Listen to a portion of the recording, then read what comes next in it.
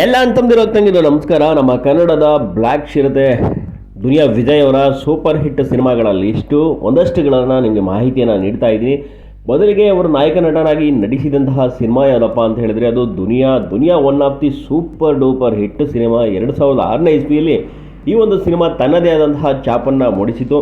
ತದನಂತರ ಬಂದಂತಹ ಸಿನಿಮಾ ಚಂಡ, ಇದು ಕೂಡ ಒಂದು ಒಳ್ಳೆಯ ಯಶಸ್ಸನ್ನು ತಂದುಕೊಟ್ಟಿದ್ದು ನಟ ದುನಿಯಾ ವಿಜಯ್ ಅವರಿಗೆ. ಇದಾದ ನಂತರ ಬಂದ ಸಿನಿಮಾ ಒಂದು ಒಳ್ಳೆಯ ಫ್ಯಾಮಿಲಿ ಡ್ರಾಮಾ ಅವ್ವ ಸಿನಿಮಾ. ಇದರಲ್ಲಿ ಶ್ರುತಿ ಅವರು ಕೂಡ ಮುಖ್ಯ ಭೂಮಿಕೆಯಲ್ಲಿ ನಟಿಸಿದರು. ಈ ಸಿನಿಮಾ ಕೂಡ ದುನಿಯಾ ವಿಜಯ್ ಅವರ ಸಿನಿಮಾ ಲಿಸ್ಟಲ್ಲಿ ಒಂದು ಸೂಪರ್ ಹಿಟ್ಟನ್ನು ಕಂಡಿದಂತು. ಮತ್ತು ಐಂದ್ರಿತಾ ರೈ ಮತ್ತು ದುನಿಯಾ ವಿಜಯ್ ಅವರ ನಟನೆಯ ಜಂಗ್ಲಿ ಸಿನಿಮಾ, ಇದರಲ್ಲಿ ಸಾಂಗ್ಗಳು ತುಂಬ ಸೂಪರ್ ಹಿಟ್ ಆಗಿತ್ತು. ಹಳೆ ಪಾತ್ರೆ ಹಳೆ ಕಬ್ಬಣ ಸಾಂಗನ್ನು ನೀವು ಇನ್ನೂ ಕೇಳ್ತಾನೆ ಇರ್ತೀರ, ಇನ್ನೂ ಕೂಡ ಎವರ್ಗ್ರೀನ್ ಸಾಂಗು. ಇದು ಕೂಡ ಒಂದು ಸೂಪರ್ ಹಿಟ್ ಆದಂತಹ ಸಿನಿಮಾ.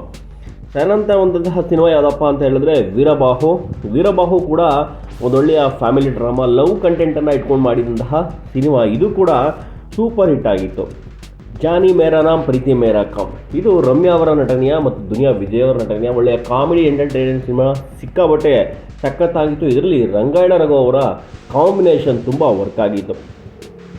ಇದರಲ್ಲಿ ರಮ್ಯಾ ಅವರು ಮತ್ತೆ ಎಂಟ್ರಿ ತಗೊಂಡು ಒಂದೊಳ್ಳೆಯ ಸಕ್ಸಸ್ಸನ್ನು ಕಂಡಂತಹ ಸಿನಿಮಾ.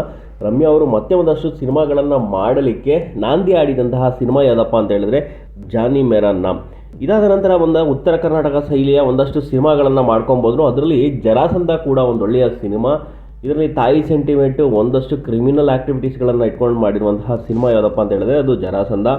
ತದನಂತರ ಕಾಂಟ್ರವರ್ಷಿಯಲ್ ಮೂವಿ ಭೀಮಾ ತೀರದಲ್ಲಿ, ಇದು ಕೂಡ ಒಂದು ದೊಡ್ಡ ಮಟ್ಟದಲ್ಲಿ ಒಂದು ಕ್ರೇಜನ್ನು ಕ್ರಿಯೇಟ್ ಮಾಡಿತ್ತು. ಸೂಪರ್ ಹಿಟ್ ಸಿನಿಮಾ ಕೂಡ. ಇದು ಒಂದಷ್ಟು ಕಡೆ ಪ್ರಾಬ್ಲಮ್ಸ್ನ ಎದುರಿಸ್ತು ಮತ್ತು ಸಿನಿಮಾ ಕೂಡ ಸೂಪರ್ ಹಿಟ್ ಆಯಿತು. ಜಯಮ್ಮನ ಮಗ, ಇದು ಕೂಡ ಒಂದೊಳ್ಳೆಯ ಸೂಪರ್ ಹಿಟ್ ಸಿನಿಮಾ. ತದನಂತರ ಬಂದಂತಹ ಸಿನಿಮಾ ಯಾವುದಪ್ಪ ಅಂತ ಹೇಳಿದರೆ ಶಿವಾಜಿನಗರ. ಬೆಂಗಳೂರಿನ ಅಂಡರ್ವರ್ಲ್ಡ್ನ ಒಂದಷ್ಟು ತುಣುಕುಗಳನ್ನು ಇಟ್ಕೊಂಡು ಶಿವಾಜಿನಗರ ಸಿನಿಮಾವನ್ನು ತೆಗೆದರು. ಸೊ ಇದು ಕೂಡ ಒಂದೊಳ್ಳೆಯ ಹಿಟ್ ಸಿನಿಮಾವನ್ನು ನಮ್ಮ ದುನಿಯಾ ವಿಜಯ್ ಅವರಿಗೆ ತಂದುಕೊಟ್ಟಂತಹ ಸಿನಿಮಾ. ತದನಂತರ ಬಂದಂಥದ್ದು ಒಂದೊಳ್ಳೆಯ ಕಾಮಿಡಿ ಜಾನರ್ ಸಿನಿಮಾ ಜಾಕ್ಸನ್. ನಾನು ಮೈಕಲ್ಲು ಜಾಕ್ಸನ್ನು, ನಾನು ಸೈಕಲ್ಲು ಓಡಿಸೋನು, ಇದು ಕೇಳಿರ್ತೀರ. ಇನ್ನೂ ಕೂಡ ಕಾಮಿಡಿ ಪಂಚು ಸಿನಿಮಾದಲ್ಲಿ ಎಲ್ಲರನ್ನ ನಗೆಗಡಲಲ್ಲಿ ತೇಲಿಸುವಂತಹ ಸಿನಿಮಾವನ್ನು ಮಾಡಿದ್ದು. ಮತ್ತು ಒಂದು ಅಂಡರ್ವರ್ಲ್ಡ್ ಸಿನಿಮಾ RX ಸ್ಟೋರಿ, ಇದು ಕೂಡ ಒಂದು ದೊಡ್ಡ ಮಟ್ಟದಲ್ಲಿ ಸೌಂಡನ್ನು ಮಾಡಿತು. ದುನಿಯಾ ವಿಜಯ್ ಅವರ ಸಿನಿಮಾಗಳ ಹಿಟ್ ಲಿಸ್ಟಲ್ಲಿ ಇದು ಕೂಡ ಸೇರಿತು. ಇದರಲ್ಲೂ ಕೂಡ ಒಂದು ಲವ್ ಸಬ್ಜೆಕ್ಟ್ ಇದೆ. ಒಳ್ಳೆಯ ಸಿನಿಮಾ ಅಂತ ಕೂಡ ಹೇಳ್ಬೋದು.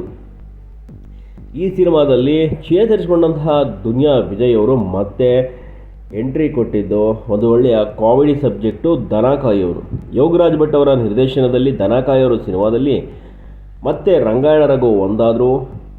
ಈ ಸಿನಿಮಾ ಕೂಡ ಸಿಕ್ಕಾಬಟ್ಟೆ ಯಶಸ್ಸನ್ನು ತಂದುಕೊಡ್ತು. ಪ್ರಿಯಾಮಣಿಯವರ ನಟನೆಯಂತೂ ಇದರಲ್ಲಿ ಮನೋಜ್ಞವಾಗಿದೆ.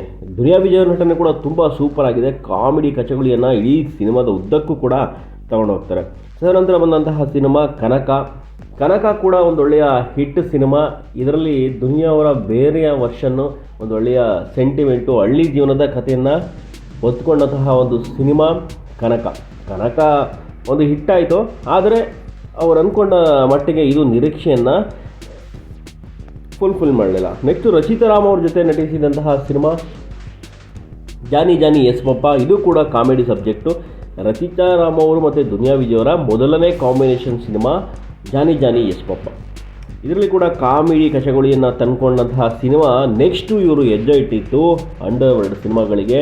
ಅವರದೇ ನಿರ್ದೇಶನದ ಸಲಗ, ಇದು ಯಾರು ಕೂಡ ನಿರೀಕ್ಷೆ ಮಾಡದಿರುವಂತಹ ಸಿನಿಮಾ.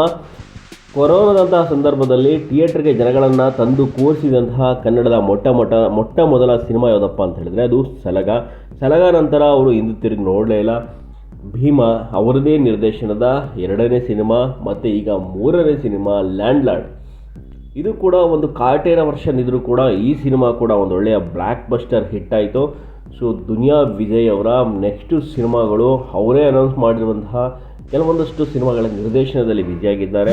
ಇನ್ನೂ ಒಳ್ಳೊಳ್ಳೆಯ ಕಂಟೆಂಟ್ಗಳು ಆದಷ್ಟು ಬೇಗ ಕನ್ನಡ ಸಿನಿಮಾ ರಂಗಕ್ಕೆ ಬರಲಿ. ಇವರು ಇನ್ನೊಂದಷ್ಟು ಉತ್ತಮ ರೀತಿಯಲ್ಲಿ ಯಶಸ್ಸನ್ನು ಕಾಣಲಿ ಅಂತ ಹೇಳ್ತಾ ಮತ್ತೆ ಹೊಸ ಅಪ್ಡೇಟ್ ಮೂಲಕ ಸಿಗ್ತೀವಿ. ಧನ್ಯವಾದಗಳು. ಶುಭ ದಿನ.